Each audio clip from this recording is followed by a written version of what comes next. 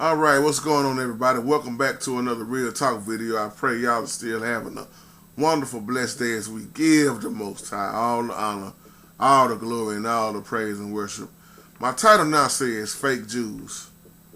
I want to talk about the fake Jews for a moment and how the word of the Most High was changed. Something that we are not taught a lot in a lot of churches, you know. And let me say this off top, because according to who you are and what you believe, some people believe in the serpent seed doctrine, some people don't. And I want to make this point because if you do believe in it, then you'll kind of see what I'm saying in this video. But if you don't believe in it, then it's going to be kind of hard to understand this video, because a lot of people are just stuck on the apple teaching, the biting of an apple teaching. But when it comes to talking about sex, you know, what they done to the daughters of men, them fallen angels, or the book of Enoch calls them the watchers. We start talking about bloodline and sex and, you know, Noah's day and going back to the beginning, period. A lot of things are skipped over. And how you going to teach the rest of the Bible if you don't teach the beginning of the Bible, when the rest of the Bible goes back to the beginning of the Bible? So I'm not afraid to let my mind go further than a lot of people with this biting of the apple teaching. So I just want to make that point, because if you don't believe in it, then you might not understand what I'm saying. Because when you start talking about the Kenites, a lot of people don't understand about the Kenites because they don't understand where the Kenites come from. So I want to talk about all of that. I'm going to try to just kind of go a little, not so fast, but kind of just sum this up. Now, when you look at how many Bibles that's out now, each time they come out with this translation, that translation, something gets left out. And that's why when you see the NIV version, you see all of the scriptures are not there. And the Most High, plain as day, said, do not add nor take away from my word. And then they came out with a Queen James Bible, you know. So you see how they add, but I'm going to say this off top before I move on. They ain't going to be able to edit the Bible at all when it comes to Judgment Day. So let's look at these Samaritans, Edomites, and we could say Kenites. And when you look at what I'm talking about here, going back to the beginning, when you see what happened in the garden, what really happened in the garden, it's so messed up from day one. I can't say day one, because the Most High has no beginning nor ending. We already know in the beginning was the Word, and the Word was with God, and the Word was the Most High, you know, God. But so many things went on that's not being talked about in church. So when you look at these translations, the original letters of the Bible wasn't wrote in English. We have to make that point off top.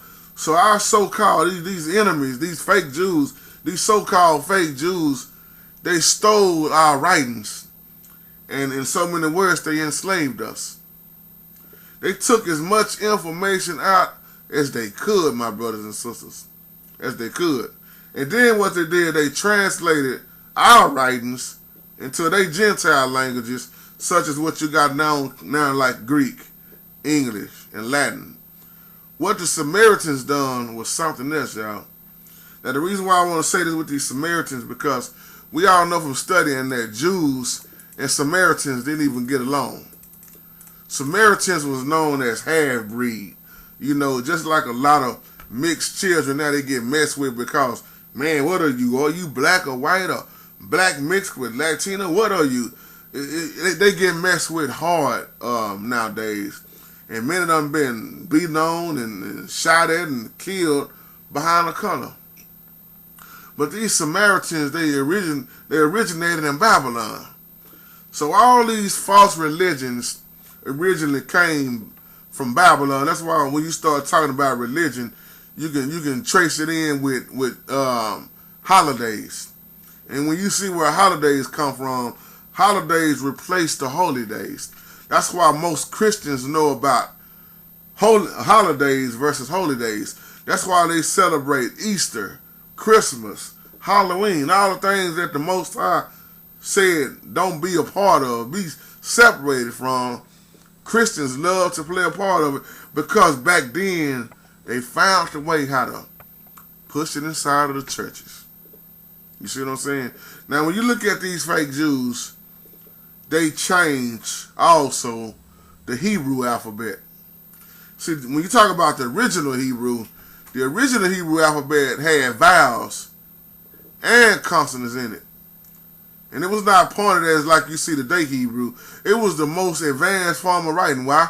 Because that's what the Most High himself communicated his word with, spoke clearly to Moses with it, and the children of Israel. So when you look at the 10th letter, just doing a little teaching, the 10th letter, J, was one of the most important letters in that alphabet, and it got changed to a Y. The Hebrew letter J looks like an extended arm and hand, and represents the right hand of the Most High extended to his people. So all the letters of the Hebrew alphabet are represented when you go back to Psalms 119, and then you see what they also did. The fake Jews, they changed virgin to young woman. See, it go to show you why the Bible shows you so much about these fake Jews, and then you wonder why our Savior said what he said about Jews. Why was it the Jews did this and did that? When you go back to the woman at the well, that woman at the well was told by our Savior that she was totally wrong for what she was doing. She was all the way in error. And he said to her, "Woman, believe me, because an hour is coming when neither in this mountain nor in Jerusalem will you worship the Father. You worship what you do not know. We worship what we know, because salvation is from the Jews. But the Samaritans, what did they do? Well, look at what they done. They had intermarried with pagans. So when you start fooling with paganism, what did the Most High tell Solomon? What did he tell Israel about pagans and marrying them? They did the same thing in Israel. Married them type of women. They started marrying them, having children by them. When you go off the wall like that and go against what the Most High tell you, you know, what not to do, then what we have now is a big old family feud. All this now is a family feud. You go back to Abraham and go back to Isaac and Jacob. You go back to all of that. You go back to Ishmael. You go back to how Abram messed up. We have a ongoing family feud that's been going on for all these years. The Samaritans intermarried with the pagans, and the Samaritans had their own version of the books of Moses. Let me tell you something. If you lose the knowledge of who you are, then you done lost your knowledge of your nationality. When you see these, that's why I say, when you see these Edomites, well, what did Esau do? Esau had married a woman of a Hittite family. So what did that do? That messed up all this bloodline, didn't it? The Edomites, Khazars, they hijacked Israel.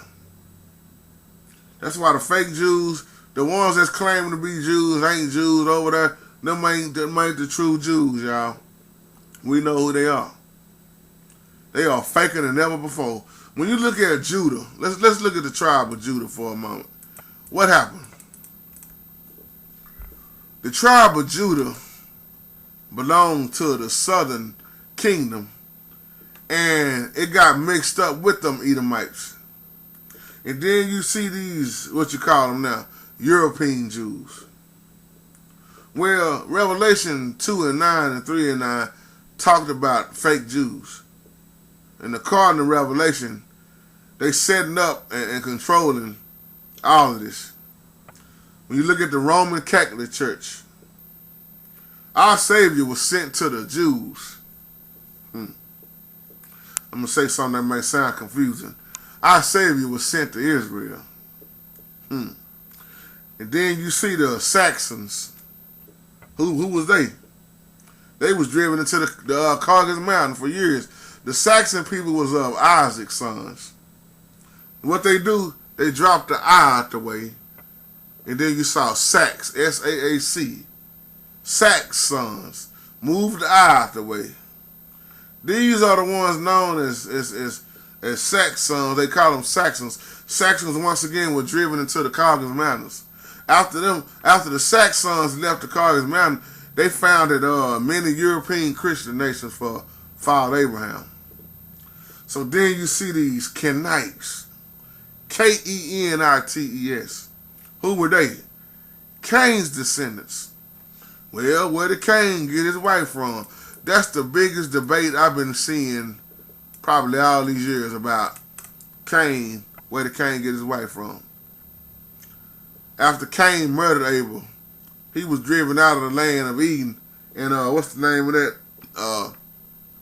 He went into the land of Nod. That's where he took a wife at. And he had offspring. Well, how do you come up with what you're about to say now, JT? Well, I'm going to ask you a question. Was Adam and Eve really the first two people? Or was there already other people on the earth? It's not a trick question. The reason why I'm saying it because most preachers won't teach you about a 6-day creation in Genesis 1:27. And most people just say, well, they were the first two people in the world. Well, was they or was they not? There was a 6-day creation where the Most High made both male and female and the host of them. Genesis 2:1, a host of being a mass of people. It's very important to understand this. Why?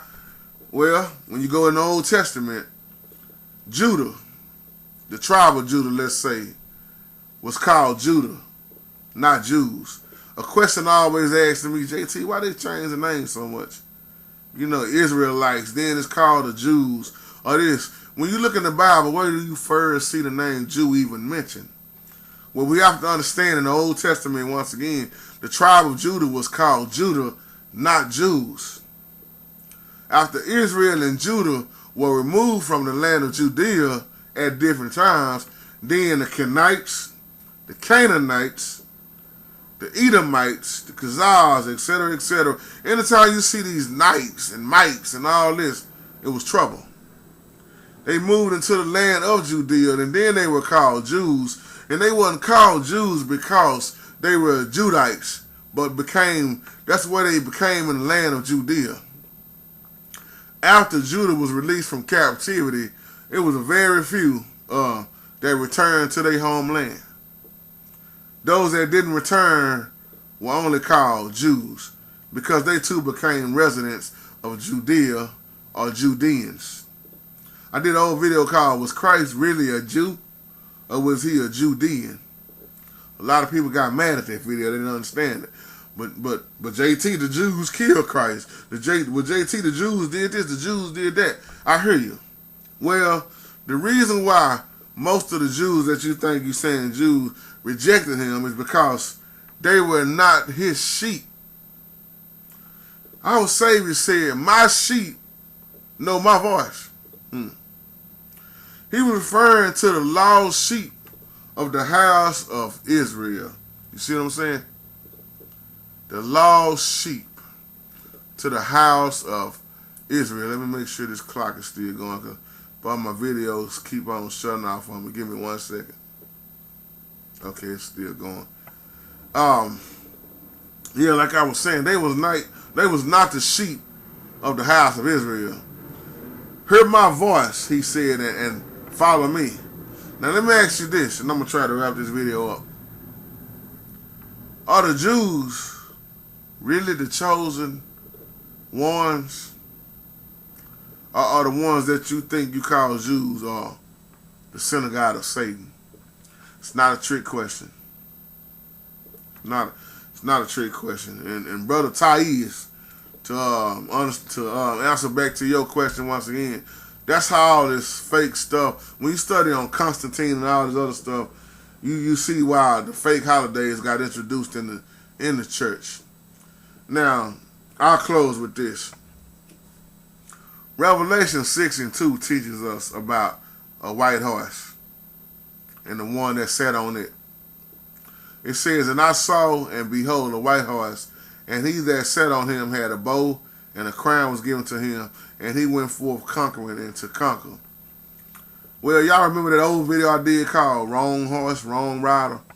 because the Bible talked about our Savior on the white horse. There was 2 white horses mentioned in Revelation.